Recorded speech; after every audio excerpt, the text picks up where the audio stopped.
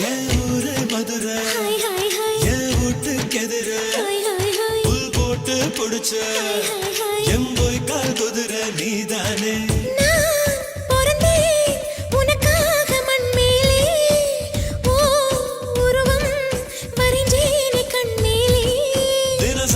கொட்டி நான்தா தின்னு உப்பு கண்ணோ நீதா பொண்ண பார்த்ததும் படு வேகமா பசி ஏறும் அம்மாடி